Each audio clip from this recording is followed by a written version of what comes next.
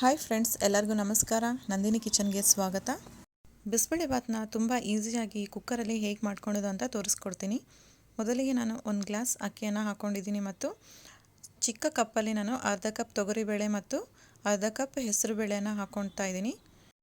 ತೊಗರಿಬೇಳೆ ಮತ್ತು ಹೆಸರುಬೇಳೆ ಈ ಬಿಸಿಬೇಳೆ ಭಾತಿಗೆ ಹಾಕ್ಕೊಳ್ಳೋದ್ರಿಂದ ತುಂಬ ರುಚಿಯಾಗಿರುತ್ತೆ.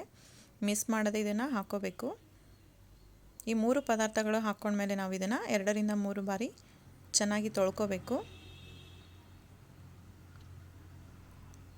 ತೊಳ್ಕೊಂಡಾದ ನಂತರ ಇದಕ್ಕೆ ಅಕ್ಕಿ ಮುಳುಗುವಷ್ಟು ನೀರನ್ನು ಹಾಕಿ ಒಂದು ಅರ್ಧ ಗಂಟೆ ಇದನ್ನು ನೆನೆಯಲು ಬಿಡಬೇಕು. ಅಷ್ಟರಲ್ಲಿ ನಾವು ಇದಕ್ಕೆ ಒಗ್ಗರಣೆಯನ್ನು ಹಾಕ್ಕೊಳ್ಳೋಣ. ನಾನು ಒಲೆ ಮೇಲೆ ಒಂದು ಕುಕ್ಕರ್ ಇಟ್ಕೊಂಡಿದ್ದೀನಿ. ಕುಕ್ಕರ್ಗೆ ನಾನು 3 ರಿಂದ 4 ಟೇಬಲ್ ಸ್ಪೂನ್ ಎಣ್ಣೆಯನ್ನು ಹಾಕ್ಕೊಳ್ತಾ ಇದ್ದೀನಿ. ಎಣ್ಣೆ ಸ್ವಲ್ಪ ಕಾದ ನಂತರ ಇದಕ್ಕೆ ಸಾಸಿವೆಯನ್ನು ಹಾಕ್ಕೊಂಡಾದಮೇಲೆ 2 ರಿಂದ 3 ಟೇಬಲ್ ಸ್ಪೂನ್ ಶೇಂಗಾವನ್ನು ಹಾಕ್ಕೊಂಡಿದ್ದೀನಿ. ಶೇಂಗಾ ಸ್ವಲ್ಪ ಕೆಂಪಗಾದಮೇಲೆ ಜೀರಿಗೆ ಹಾಕ್ಕೊಂಡು ಸ್ವಲ್ಪ ಬಾಡಿಸ್ಕೋಬೇಕು.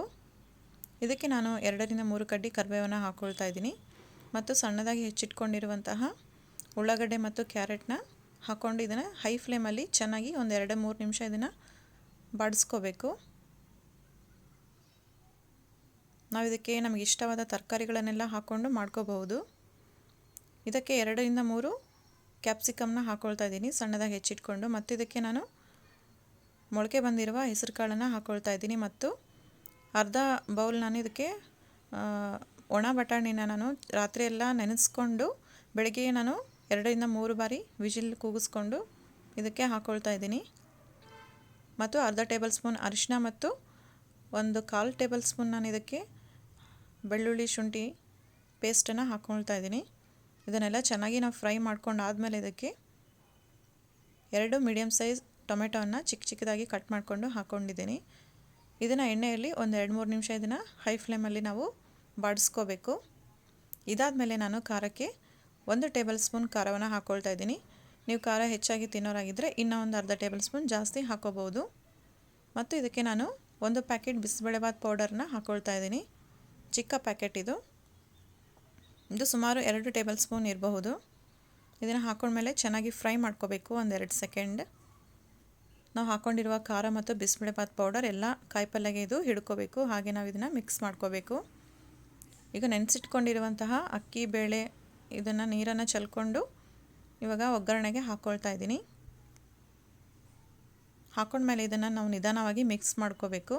ಈ ಥರ ಒಂದು ಮಿಕ್ಸ್ ವೆಜಿಟೇಬಲ್ಸ್ನೆಲ್ಲ ಹಾಕ್ಕೊಂಡು ಮಾಡ್ಕೊಳೋದ್ರಿಂದ ಈ ಬಿಸಿಬೇಳೆಭಾತ್ ತುಂಬ ರುಚಿಯಾಗಿರುತ್ತೆ ಮತ್ತು ತಿನ್ನಲಿಕ್ಕೂ ಸಹ ಹೆಲ್ತಿಯಾಗಿರುತ್ತೆ. ಈ ಮೆಥಡಲ್ಲಿ ನೀವು ಒಂದ್ಸಲ ಟ್ರೈ ಮಾಡಿ. ಹಾಗೆ ನಾವು ಯಾವ ಗ್ಲಾಸಲ್ಲಿ ಅಕ್ಕಿ ತೊಗೊಂಡಿರ್ತೀವಲ್ಲ ಅದೇ ಗ್ಲಾಸಿಂದ ನಾನು 4 ಗ್ಲಾಸ್ ನೀರನ್ನು ಹಾಕ್ಕೊಳ್ತಾ ಇದ್ದೀನಿ. ನಿಮಗೆ ಫ್ಲೋಯಿಂಗ್ ಕನ್ಸಿಸ್ಟೆನ್ಸಿ ಬೇಕಂದರೆ ಇನ್ನೂ 1-2 ಗ್ಲಾಸ್ ಹೆಚ್ಚಿಗೆ ಹಾಕ್ಕೋಬಹುದು. ನೀರನ್ನು ಹಾಕ್ಕೊಂಡ್ಮೇಲೆ ಚೆನ್ನಾಗಿ ಮಿಕ್ಸ್ ಮಾಡ್ಕೋಬೇಕು.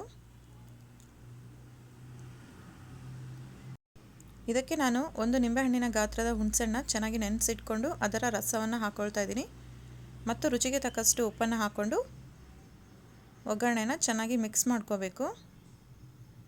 ಮಿಕ್ಸ್ ಮಾಡ್ಕೊಂಡಾದ ನಂತರ ಲಿಡ್ಡನ್ನು ಕ್ಲೋಸ್ ಮಾಡಿ ಮೀಡಿಯಮ್ ಫ್ಲೇಮಲ್ಲಿ ನಾವು ಇದನ್ನು 3 ವಿಸಿಲ್ನ ಕೂಗಿಸ್ಕೋಬೇಕಾಗುತ್ತೆ.